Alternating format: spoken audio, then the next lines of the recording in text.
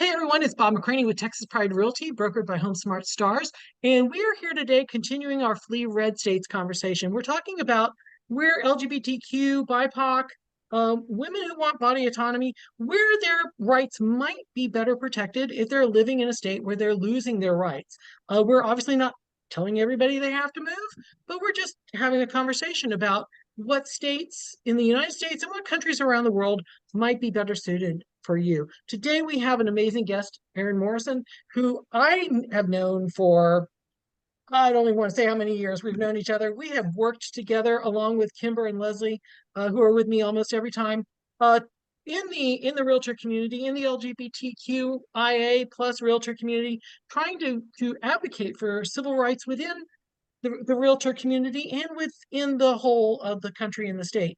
Erin, give us a little intro for yourself. Tell us why you're here today, and thank you for accepting our invitation. Yeah. So, my name is Erin Morrison. I am a residential realtor that recently moved from Texas to Colorado. I also have, prior to being a residential realtor, I worked in the title space for energy companies as a landman. So altogether, I've got over 25 years of real estate, kind of property law underneath my belt. I also am really heavy. Well, I was really heavy in advocacy, where I was the 2023 national president for the LGBTQ plus Real Estate Alliance. So fighting for our community, especially when it comes to housing, is something that is not foreign to me. And I worked with Leslie and Kimber and Bob intimately during those times. And Bob, I think I've known you for maybe 8 or 9 years now, because I've been licensed as a realtor for almost 10. And I know that I met you pretty soon after that. So Yeah, probably. Yeah, yeah, yeah. yeah. I was 17, you were 16. I don't remember the year it was, but yeah. We're We were also dancing on a young. mountain in Austria. Exactly, exactly. Um, so you just self-identified that you left I Texas. did. I did. How does that feel? Um, it is bittersweet. There's a lot that went behind it. I will say in the short answer is it's all worth it. I'm so glad that we're here. And it is night and day compared to how we felt in Texas. Um, Texas was my home. I was born in Austin. I was the unicorn Austinite that still, lived in Austin. And I loved raising my daughter and showing her, these are the things that I did growing up, right? Peter Pan Putt Putt and Baby Acapulco and riding the train at, Zilker Park. And, there's those things. And of course, being close to our family, right? My parents live in Houston. And so it was home for me, especially, but not having the support and knowing that the GOP openly was calling us an abomination, and knowing what very well could happen with the 2024 election, we decided to be proactive and move up to Colorado. Additionally, we have a little girl, and she no longer has autonomy in Texas to her own body. And if anything were to happen to her, I would never forgive myself, right? If we had been there and stayed behind. So, Sanj, my wife and I had talked, and if it were just us, we probably would have stayed. But we have a little girl, and it's our number one job is to protect her, and to take care of her. And so that was kind of the quote unquote nail in the coffin as far as like why we made the decision to move. The move was difficult. And I will get emotional because we're still dealing with it. 2023, I was the president of the Alliance, and the Austin real estate market also went in the toilet. And at first, I really had resentment for the fact that I had taken this presidential term because it had taken my attention away from my business when I needed to work on it so much. But then I decided to change my perspective and say, you know what, this is a great opportunity because this now allows me to have more time to focus on the alliance and really dive in, right? Had it been during COVID, I wouldn't have been able to commit as much as I had that year. But I'm not going to lie, it was really difficult on my business. You know, I lost out on a lot of GCI that year, and all of the awards and all of the write-ups and Inman and all of the accolades don't put food on the table. And so while I consider it the most rewarding year of my life, it was also the most difficult. Well, right after that was when we decided to move to Colorado, and I didn't have the funds, and we were just kind of going off of what we had in savings, right? We ended up having to sell everything. We liquidated everything.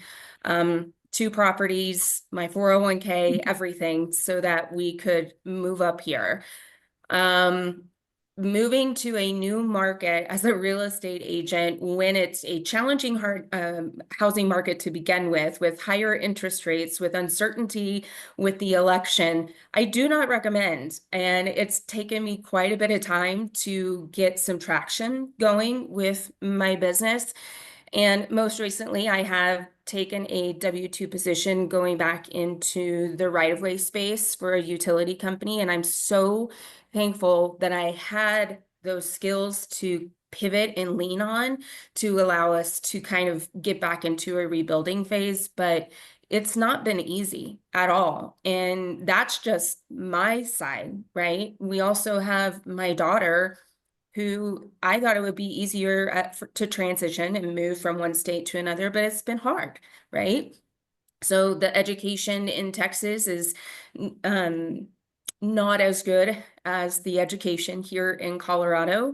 And it was very difficult for her catching up. She's in a new school, new teachers, new way of how to do things, and the curriculum is extremely challenging for her. And she felt very self-conscious in school, you know, being told to partner up with a classmate because, you know, hey, can you go partner up with Joey? Mina can't seem to read this, you know, by herself, and have it announced in class, and trying to meet new friends. It just hit her self-esteem and her confidence. And so dealing with our own stuff that we were going through while also trying to nurture our little one, you know, with her self-confidence and not slip into, you know, a depression, and try and remind her that, you know, this was a good move to move from Texas to Colorado. It's been hard, but again, the short answer is it's all worth it. It's all worth it. I would do it again in a heartbeat. But Remind me, how old is your daughter?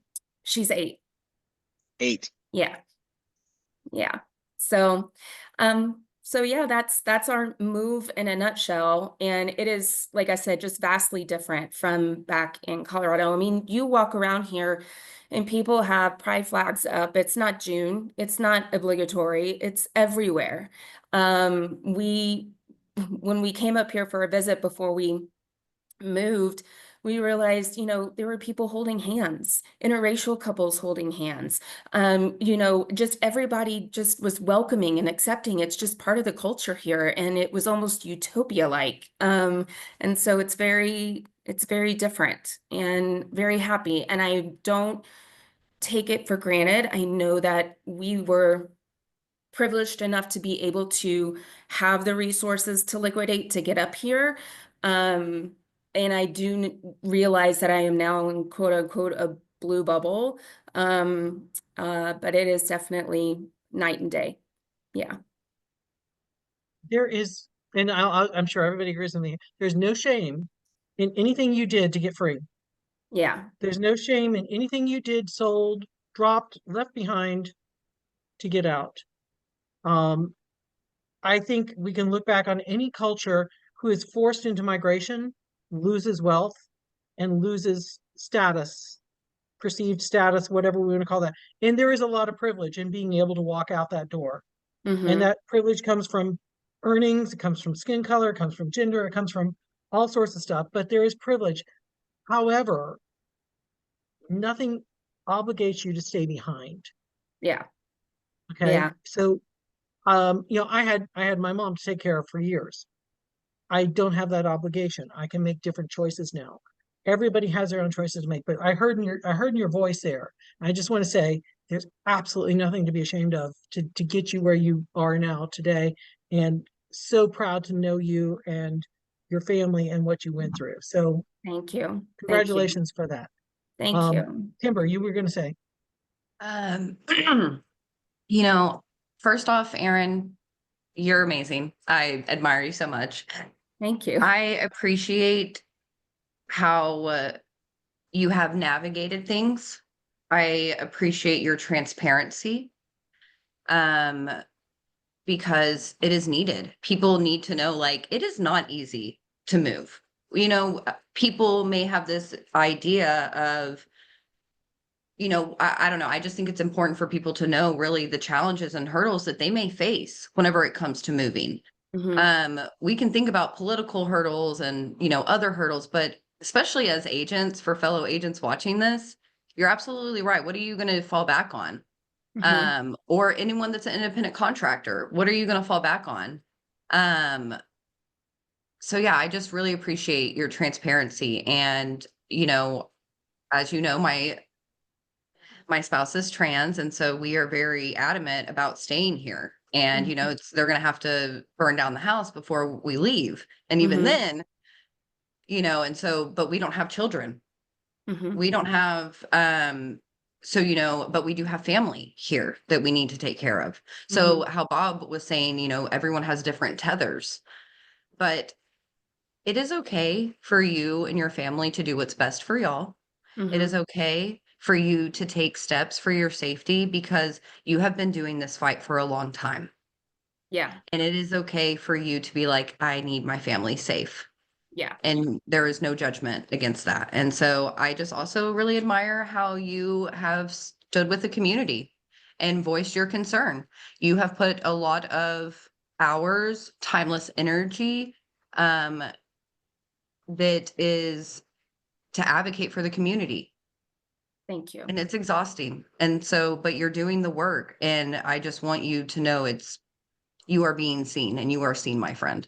Thank you. I appreciate that. So, Erin, After my term, I kind of took a hiatus, a much needed hiatus. I was going through some stuff, but I'm going to be very honest here. My mental health went really south, and a lot of it had to do with our financial situation. Additionally, I was going through almost like an identity crisis. I was struggling with my real estate business. So Erin, the realtor, was not showing up. Erin, the advocate, took a back seat. And Erin, the provider, because I've always been the provider for our house, was not there. So who is Erin? What's going on? And I can't even help put food on the table. We're having to sell everything in order for, there was such guilt in that, like having my wife have to, sign off on selling these houses that we bought together. And like, there was just a lot, right? So I kind of went through a major mental health event in 2024. And I'm glad to be on the other side. I think it's something that isn't talked enough about in our industry in particular, especially with our community and industry, is checking in on each other and our mental health. We are all right now in survival mode. We are all just trying to survive.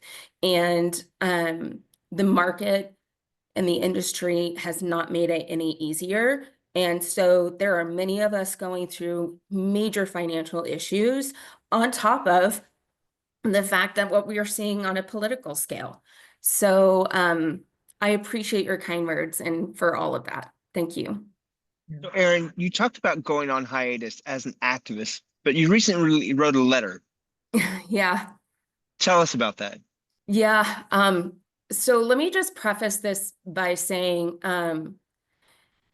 I also kind of I got quiet on social media for two reasons. The first being My wife and my daughter did not ask for them to be in this situation. And after some very serious conversations, I decided like I need to just take a step back to respect them, right? And I'm not going to lie on this second part. There are days where I'm genuinely scared for people voicing their opinions and putting in writing, seeing what's happening to innocent people. I'm terrified. And so I have been quiet a lot on social media because of those two things. The other day, my open letter was to NAR and to the president and CEO after watching a fair housing event and realizing there was not a word said about the LGBTQ plus community. I was very vocal, and I think I felt comfortable putting something out there because that is kind of how I've used my voice in activism in the past, is through real estate. And so that's my loves together. And so I felt emboldened and passionate to write something. Now, I do want to say I did post something this morning because there's been new information that was presented to me as of this morning.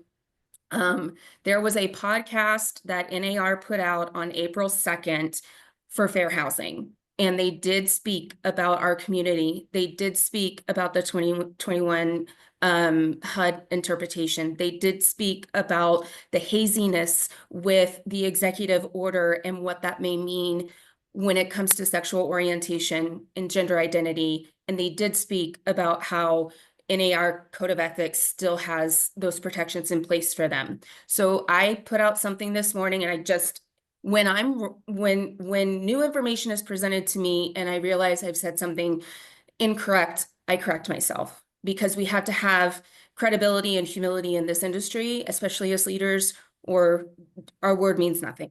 So I just want to say, and I put it on the post, while I'm still disappointed in that particular event that I heard, I was not made aware of, nor had I heard of the April 2nd podcast where they did speak about our community. So to that regard, I want to say, because my original post was, you abandoned us, you complied, you rolled over, you were supposed to stand there and take the stones with us, and now I have to eat crow because they did.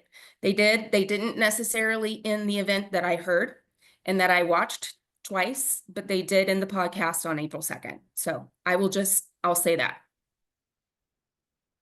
You're on mute. Mic drop. That's normally my line. That said, you covered that gracefully. Thank you. There is a lot of rainbow washing that you and I and the four of us on this podcast have talked about over the years, about Article 10 of the Code of Ethics and how great we are with Article 10, while our PAC gives all the money to the homophobic, bigoted, transphobic folks who undo everything with Article 10.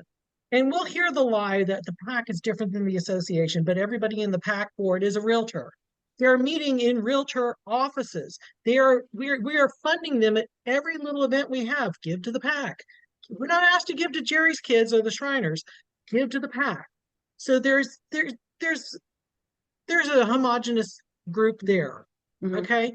It is just drummed into us that we must give mindlessly to the people who will disempower and disenfranchise us. And to trumpet Article 10, and especially during Pride Month, during Women's History Month, during all these other events, and then to disenfranchise that very group of people in the next moment is hypocrisy at its finest. And I love the fact that you are owning that. At this other meeting they did say something, but at the meeting I attended they left us completely out. You're giving your grace for that. However, all the years and all the meetings we had with Travis Kessler and TAR and NAR and the things y'all did bigger and I didn't go to because I just couldn't take it. There's a lot of rainbow washing here. And we're not in this situation today because it just fell into this scenario. This has been strategized and planned and worked towards. When we lose our marriage rights, we will lose property rights. When we lose Lawrence v. Texas we're going to immediately criminalize tons of gay men across 7 or 10 states. Can illegal people still hold a realtor license? Can people who admit to doing, having a trans marker on their certificates, can they apply for licenses in the state anymore? Where does this lead to? What's the next phase? Mm-hmm.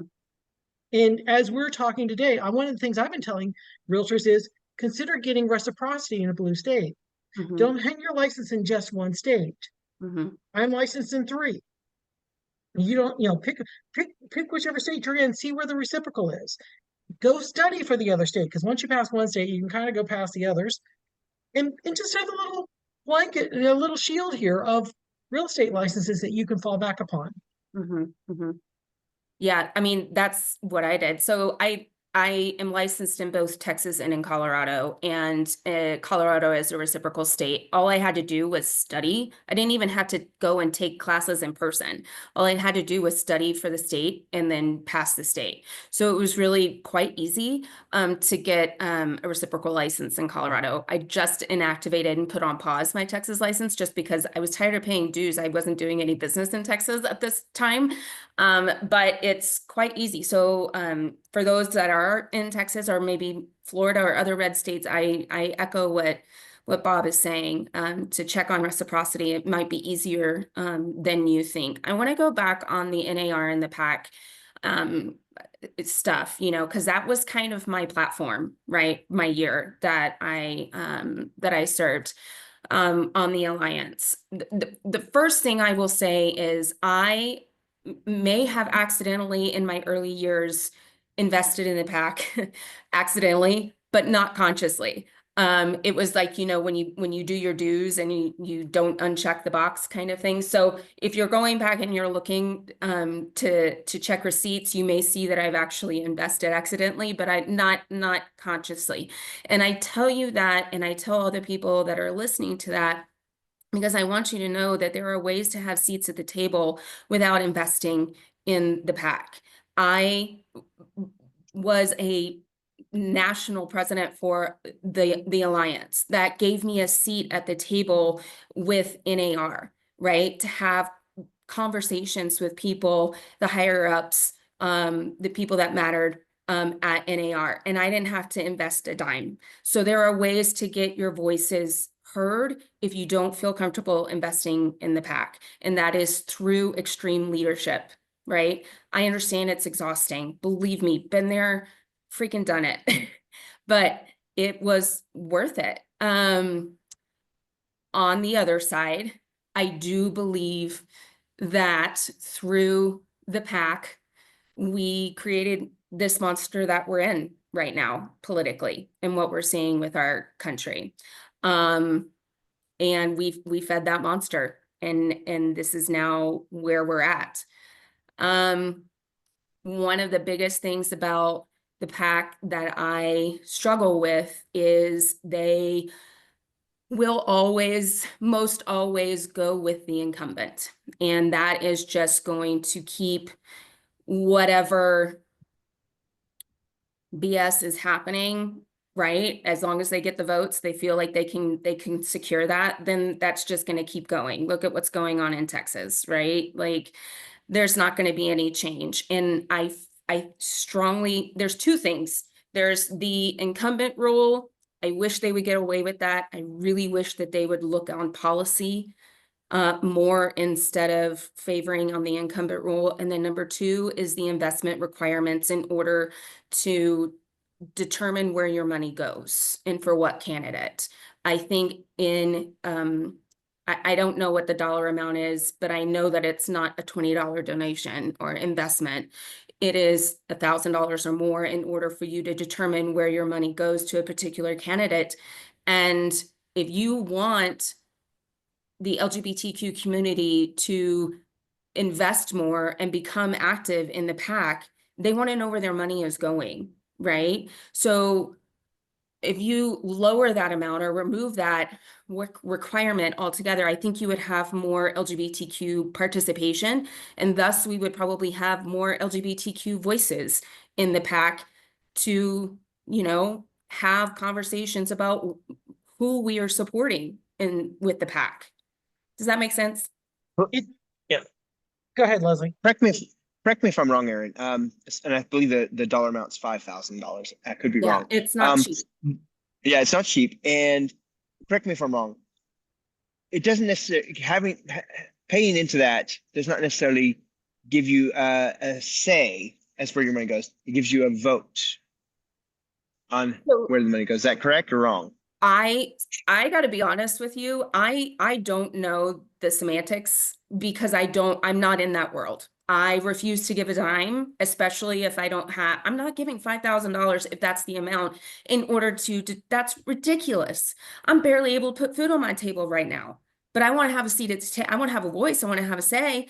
But so the semantics, I don't know is my answer. So one thing we covered with Ryan a few weeks ago is that Article 10 exists. We already have the rule. What we don't do is hold our politicians. We don't vote with our money to Article 10. Yeah. And that's where we always get told, well, we can't really expect that they agree with us on everything. We only that's a social issue. No, it's not. There's a property rights issue. But we always just go with the friendly incumbent. How bad does the incumbent have to be for you to finally say this person stinks? My God, how horrible do they have to be? Yeah. What I don't think is possible right now, especially in the red state, I don't think the red states are winnable. I think right now we have to get to high ground. We have to get people to purple states and make them bluer. We have to get people to blue states and get them safe, or get them on out of the country to a place that they pick that would be better for them. This is why we come up with the LGBTQ worldmap.com. We come up with the Flee Red States website. We're just trying to educate as much as we can.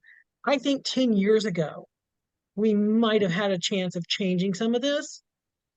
But I can tell you 10 years ago when we were talking about this, we were isolated out of the conversation because that's just too crazy. Bob's just too loud. We kind of like what he's saying, but not how he's saying it.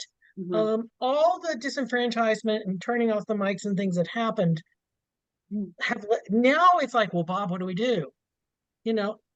It's too late now to fix the system that the realtors have used for years. And looking back at the civil rights movement in the 60s, when the Code of Ethics clearly said we could not introduce a person of race or nationality into a neighborhood who would be a disturbance to the neighborhood. The realtor organization has a horrific history on civil rights. Why should we expect them to get it now? Why should we expect this to be any different? And I don't know that I'm not asking that as a question to you. I'm just saying, of course we ended up in this ball of wax.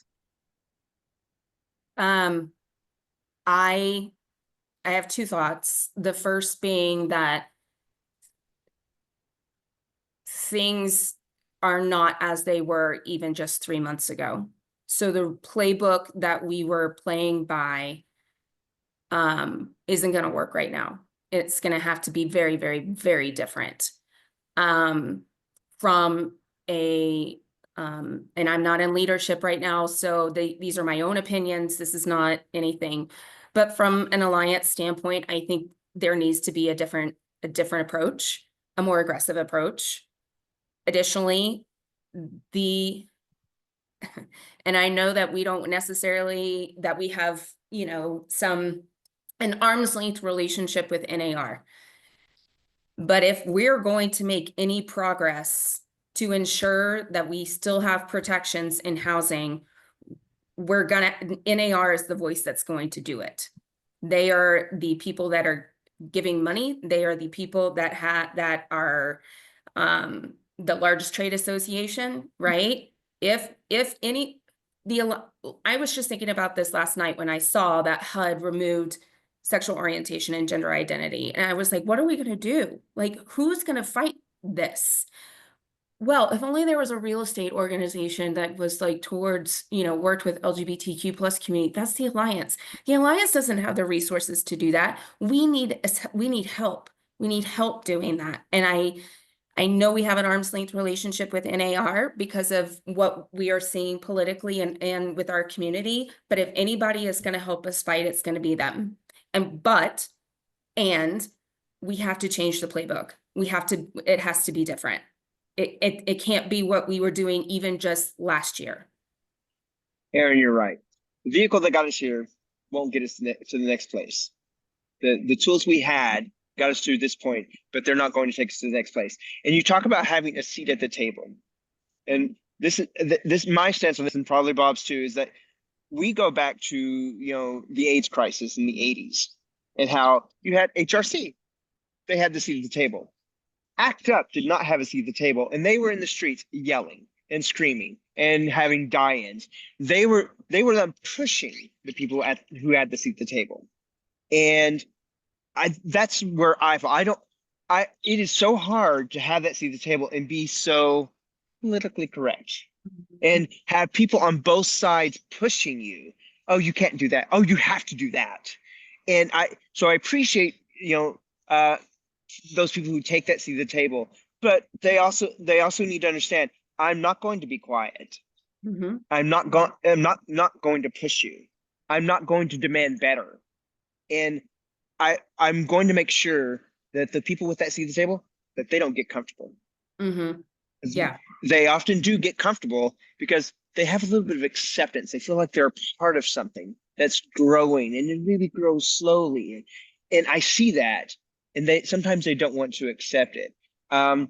So I think it's great when we get people at seat table, but I think you're right. They have to be more aggressive, because sitting beside people who help make those decisions and, you know, being calm and being a little quiet aren't going to move us forward like it did in the past. And even in the past, it was a slow move.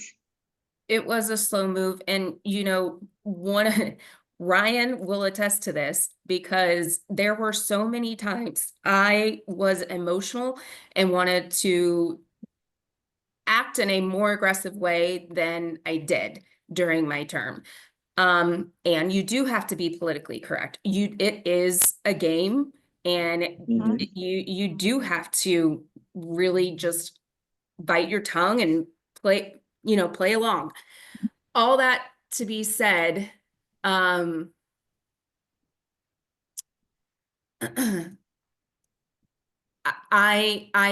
understand the alliance and the leadership that want to make sure that they don't burn the bridges. But right now, drastic times call for drastic measures, and we are not where we were 3 months ago. And our Rome is burning, and we have to figure out what to do. And if playing by the rules and playing nice like we used to isn't going to get us where we need to go, we need to just, like I said, be different, have a different approach. I don't necessarily know what that is. I am also I love who is in leadership right now, and I'm not trying to step on any toes. I know there's been a lot of changes, and I really want to see this organization make it and go through that and get through this. If there were any time that we needed the alliance, it is freaking this year. It is right now. So I am cheering them on.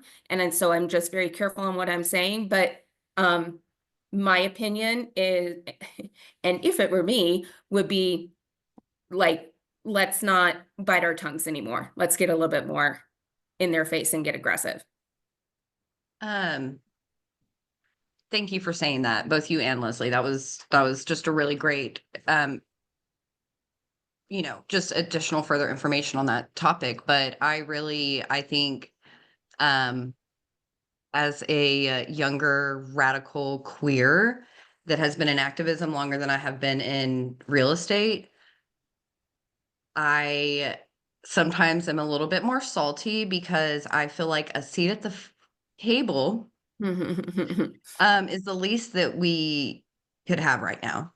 You're telling me a seat at the table, like that should not be the goal anymore. A seat at the table should no longer just be the goal. If we're not looking around and we're seeing other people have also been welcomed to this table, we need to look in and see what is our place in that organization? Are we just to be like a placeholder for them? Are we just, it gives them like a check on their like list that, okay, we got the gays here, we're good. Mhm. But what else? What else is there? So I am also, but again, similar to your point you made earlier, is that there are people that are being targeted right now for what they have said on social media and potentially being deported. So everyone will have a different way that they navigate that, and that's okay. Mhm. But I am tired of niceties. I am tired of being told to stop yelling whenever I'm simply speaking just like this. Mhm. I am tired of just not being too extreme. I mean, that's okay. I'm radical. I admit it. But I think that I'm more angry and frustrated because I feel like it's still the bare minimum. Mhm. Whenever we're looking at people's lives on the line, whenever there are people within our community, part of the alliance, that could directly be targeted, I just feel like, these people are living in a place of privilege because maybe it hasn't directly impacted them yet to where it's like, well, no, I need to flee. I need to go somewhere for my safety. I can no longer continue to support NAR or support other organizations that are erasing me. Mhm. When is it going to be enough? And so I think that that's really where I'm at, is a seat at the table. We've been building our own table for so long that Mhm. I just think people want more. And if they're happy with just a seat at the table, then they need to do some inner workings. Well, I would I would challenge that and also accept it at the same time. I think there's room for both. I think two things can be true at the same time. I think we and Ryan, I know, has had conversations with Bob and other very vocal people in our community, in the real estate community, about go out there and be loud. Go out there. That is not necessarily what is needed here, but there are people that will step into leadership and handle the niceties and the politics, right? There are people that can be in both spaces. And so I would say don't be quiet, but maybe that means and maybe that means that's not a leadership spot with NAR. Let somebody else take that. I personally am not a person that's going to go out and protest and be vocal and be in those situations. That's just not me. I felt like my best voice and my best use of for advocacy was the route that I took. Otherwise I am, to tell the truth, I get too scared. I get scared being in public spaces. I get scared of any kind of retaliation coming back at me, where you have that confidence in you. So go do it on behalf of me, and I'll go take care of this over here. Does Yeah. that make sense? I think that there's a place for both. There are many of roles that are needed and jobs that are needed in the revolution. And Yeah. that is truthfully it. And so I am appreciative when there are seats at the table. I just want us to want more. I'm so sorry. You're good. Yeah, I didn't see that as or hear that as a read on anybody else's advocacy at all. I appreciate both sides of the coin here. Um, I just, I just feel like even if I question myself, if I had been bolder, if I had been louder, if I had agitated more, if I had gone a little crazier, if I had sent out one more postcard, if, we would still be in the same damn boat. So part of me looks at the brand we have as a company and how we did and what we did and should I have, whatever. It doesn't do anything for me to do that. What I Right. need to look at now, and all four of us are leaders. All four of us have done different things at different times to instigate change. What do we do next? Because I've got a plan for what I'm going to do next, which is helping people get out of harm's way if they need to, helping them know where harm is coming from, which is pretty prevalent, I don't know that there's any damn thing I can do to save the realtor boards or the PACs, but I'm still going to advocate. Mhm. I'm not going to do it within the systems because there's a quote I keep saying on all these podcasts: the master's tools will not dismantle the master's house. You know, it's it's important that we don't. Toni Morrison, yeah, is it Toni Morrison or Audre Lorde? Excuse me. Um, it's important that we not all conform to what they want us to do. And you said it's an arm's length transaction with, or arm's length relationship with the larger association. I think one of the mistakes that we as an organization, not any individual person, but we as an organization made was we still wanted them to like us at the end. Mhm. We still have to be likable. At some point, they need to realize that we are in pain. They're not hearing our pain because we're sugarcoating it, and it's okay. We'll still be good little people, and those that are not so good, we're not gonna be really with them. There's pain in the community, and there's pain. I felt the pain in that open letter you wrote, Mhm. feeling the betrayal of being left out, of being forced to be part of our own disenfranchisement. And that pain happens on a level of personal, when you have family members who voted for this, when you have friends who say, why are you talking about this? It's all fine. Oh, this is just like every other, both sides do the same thing, that gaslighting that we get that tries to make this and normalize this. This is not normal. This is not something who loves you or me should be supporting. If they love us, they should not be supporting us. Mhm. And yet we sit down at our holiday meals and our family reunions and get told about, well, you just don't quite understand what's really going on. It's okay. Mhm. Show me in small words what I don't understand. I would love to hear that rendition. But Um, I think there's more to anyway. I'm leading off of where I was trying to say. I think there's multiple roles, and I think there's a future for us as advocates. Where do you see advocacy in this range going, for me personally, or just in general? um, I will say for me personally, I listened to the podcast with Ryan, and there was a quote that Leslie made about you either pick an event or a time. I think that was it. As to when you pass the baton, I picked a time, and that was after I resigned from leadership capacity with the Alliance. Um, right now, I feel this is just me, and I'm not trying to sound in any way selfish about this, that I don't want to fight for our community, but I gave a lot, I sacrificed a lot, and right now I need to focus on taking care of my family and getting us back into a better situation. 2.5 years ago, I thought that we were going to be able to retire and move to Portugal and live off of our investment properties.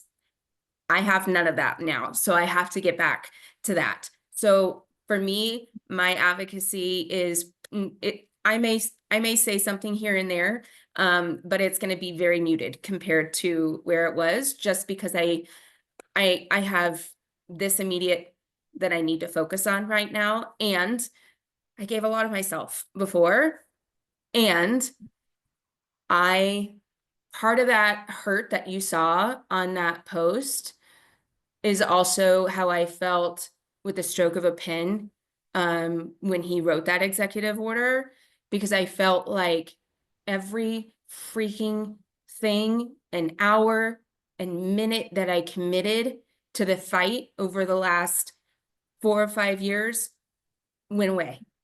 Went away. It completely went away.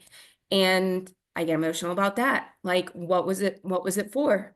What would, So I'm having my own internal struggle as to where I want to be from an advocacy standpoint.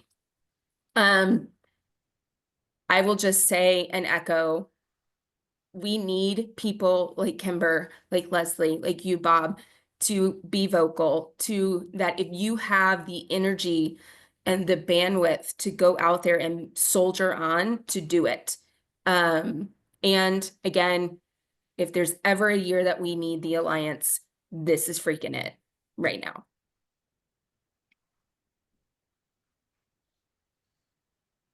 Very I well silenced said. you all. Wow. Well, Well, honestly, Erin, we agree with you. You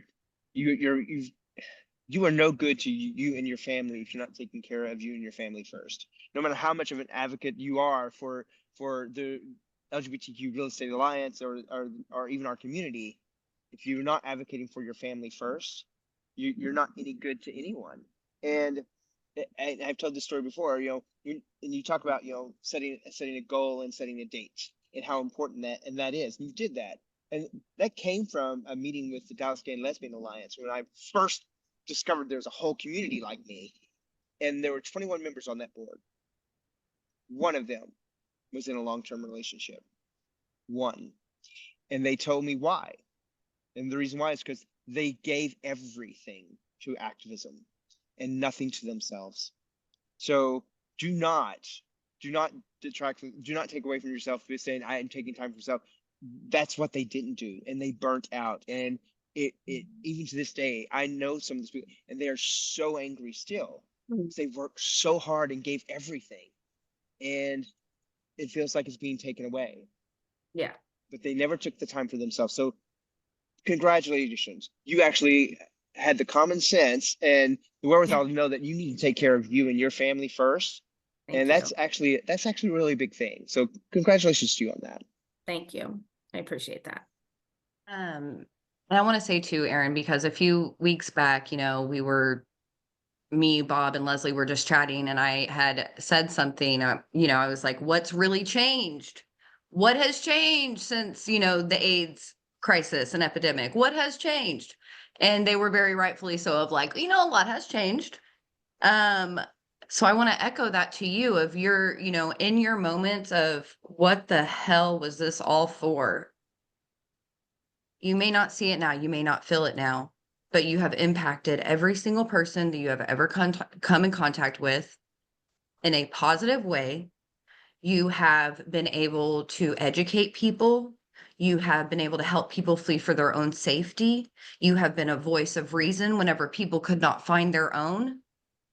I want to remind you that none of that is in vain. And he may have been able to sign it away with a pen stroke, but that does not take away everything that you have done and everything you will continue to do whenever you are able to pour from your very full cup. But until your cup is full, you have to keep focusing on yourself. And it's hard again whenever you're in that moment of being like, what the hell was it all for? What has changed? Yeah. One candle can light 1,000. And your term as a president for the LGBTQ Alliance, you were that flame. And so we're just all lighting each other. So come on in. We got more light for you if you're feeling a little low. I just need to put you in my back pocket so I can carry you around all the time. Okay. And I Give have me to a say, call. I have to say that like I was actually having this conversation with someone that we all know and love because they are a little bit doom and gloom right now, a lot of what they're saying. And I had to remind them. So I know that I get emotional when I talk about this, but I also am a pragmatist. Like I am like trying to not be as reactionary. I'm trying to like look at things and be pragmatic and whatnot. And I typically am the one that's telling this person, like, it's not all that bad. It's going to be okay. We're going to continue to fight. We're going to be okay. Like, the worst is not necessarily going to happen. So I appreciate you being that person for me just now. So thank you, Kimber. Okay, everybody, thank you for listening. We will have more episodes coming up. If you need information on how to reach us, we are at fleeredstates.com. We also run the LGBTQworldmap.com site, which gives you information about places around the US and around the world where you might be safer or you might not. And you need to know about all those situations. If you're in desperate times and you need to get out, there's an organization we are not affiliated with called rainbowrailroad.org that can help you. And please feel free to reach out to any of us. And if you have a story idea or just want to be on the podcast, we'd love to talk to you. So, Erin, thank you for being here, and we'll see everybody next time. Thank you.